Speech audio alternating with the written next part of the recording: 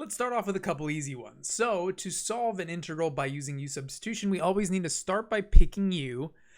Second step would be solving du, and then trying to convert our entire integral into terms of u. So kind of like when looking at a question like this, again, I might think to use U substitution here because looking at it, well, there's a lot going on in here. And if I want to know, well, what the heck is the antiderivative of this, I might not really know where to begin. So another question you may be wondering is, what should I choose to be u in this particular problem? But usually it's going to be whatever is on the inside of either parentheses or a function or a square root or on the bottom of a fraction bar or something like that. But in this case, notice that if I choose this to be u, u is just going to be the inside of the parentheses, whoops, x squared plus 1. We always also need to consider what is du. So let's go ahead and look at what du would be. Well, the derivative of x squared would be 2x, and the derivative of 1 would be 0. And then this would be multiplied by dx for reasons why I explained in the last video. But basically, we would figure out what du would be. And actually, if we're kind of looking at this integral pretty closely, notice that this all amounts to the u that I chose, because again, that's usually what we want to do, is pick the inside to be u. And notice that du actually comes out to be everything else that we have in here. Because what this integral says is, well, I have this times 2x times dx. Technically, dx is multiplied, and it's in this expression. So what I have is u, and then this all amounts to be exactly du. So again, kind of rewriting this, and well, sorry, that's not just a u, that's u to the 4th power, but rearranging this integral, well, this is u to the 4th times du.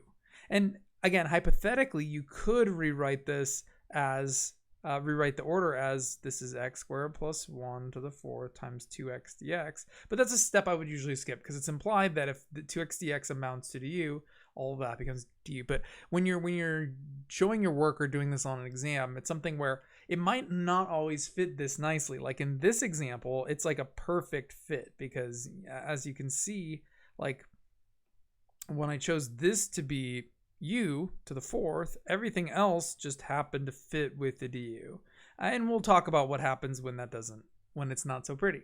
But anyways, now that we've changed our entire integral to u, we could solve. Now taking the antiderivative, we'd add 1 and drop the reciprocal plus c as always. And so after solving the antiderivative, then we can go ahead and plug back in our original u. So u was x squared plus 1, and then I could plug that back in for u after all is said and done. So since my final answer was u to the 5th, I would just have x squared plus 1 quantity to the 5th and divided by 5 plus c as my antiderivative.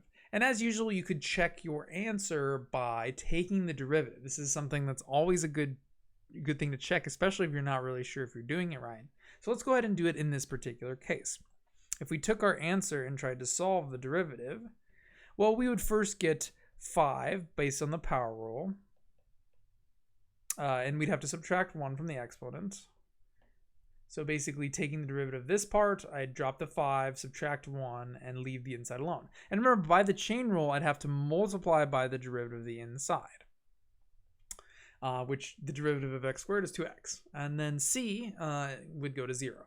So this would be my derivative, and since 5 divided by 5 would make 1, what I'd end up with is 2x times x squared plus 1 to the 4th.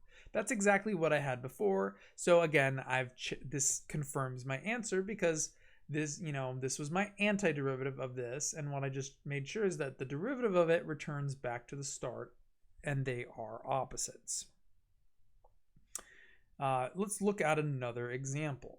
So looking at the second example on the packet here, again, you might be picking up on the theme that we want to choose the inside of the parentheses in such cases to be u. So u is going to be 2x cubed minus 9. And that would make du 6x squared dx, because derivative of 9 is 0, and power rule. And again, notice in a very similar way, this amounts to be du, and this amounts to be u. So what I have is the antiderivative of u to the 7th times du. And then I could solve this via power rule. I would get u to the 8th over 8 plus c. And then I could plug in my antiderivative, or I could plug back in my u, into my antiderivative once I've finished solving it. That would leave me with 2x cubed minus 9 to the 8th power divided by 8 plus c. Very similar to the last one, with just a little bit of a different situation. Now, looking at a couple more examples, these ones, it might not be as readily obvious as what u should be, but another thing you can look at is, well, since we're always solving u and figuring out the derivative of those, having to sort of piece together that puzzle, you could look at which part of it is a derivative and which part is the original. Like if I'm looking at this one, if I set the top to be u, the derivative of that would just be 10, and that's not going to fit together very well. But if I take the bottom and I set that to be u, that's going to be correct in this particular case. The bottom would be 5x squared minus x plus 4. And then I were to solve the derivative of that, well, derivative of 5x squared is 10x, and derivative of negative x is negative 1. Derivative of 4 is 0, and all of this would be times dx. Now, technically, if I was being better with my notation, I would write this whole thing times dx, but it's kind of implied that in an integral, the whole part of your integrand is multiplied by dx, even though it's not always written that way. So sometimes mathematical notation isn't very good, and it's not super awesome in that particular way, but I'll go ahead and just write it with parentheses, but you don't need to write the parentheses if you don't want to. But anyways, what you'll notice here is that the denominator is the entirety of the denominator is u, and the entirety of the numerator is du.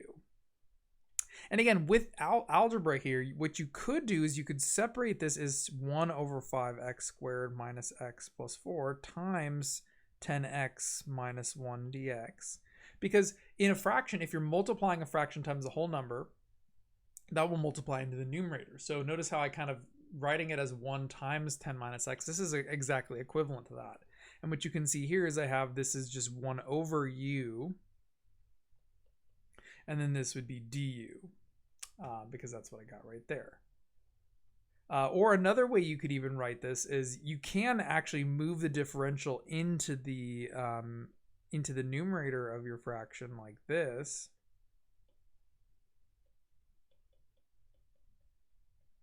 And occasionally you'll see it done this way. It's a little bit, I wouldn't say most people would put the dx into the fraction, but you can put it like this, and that's totally fine, because that's equivalent, right? If you have a whole number or a non-fractional expression times a fraction, and you're multiplying them, it will multiply into the top only, as just how fractions work. And basically this would be du over u. And again, I could write this as du over u, but that's going to be equivalent to 1 over u du. And this would be the simplest way to write it. And in this particular case, that way is very nice, because as we know from, our antiderivative of 1 over x, the antiderivative of 1 over x with respect to x is the natural log of x. Or, again, if we're changing it to u, same deal. It would just be the natural log of u. So having the antiderivative here, also, it might be a little bit different, because we're so used to integrating and differentiating with respect to x. Now, doing it with u, it might not trigger that same memory that you've built throughout the semester and about what are your derivatives and what are your antiderivatives. But what I just suggest remembering is going back over your formulas and just trying to pretend that your x's are now u's. Otherwise, the formulas work, because, again, it doesn't have to be x. It's a totally arbitrary variable that we use just for consistency. But again, as I said, this would give us the natural log of the absolute value of u plus c for the antiderivative. And then the last step would be to plug back in u as in all the other examples. So I'd have the natural log of the absolute value of 5x squared minus x plus 4 plus c, and this would be my antiderivative. In the next video, we will do some more examples.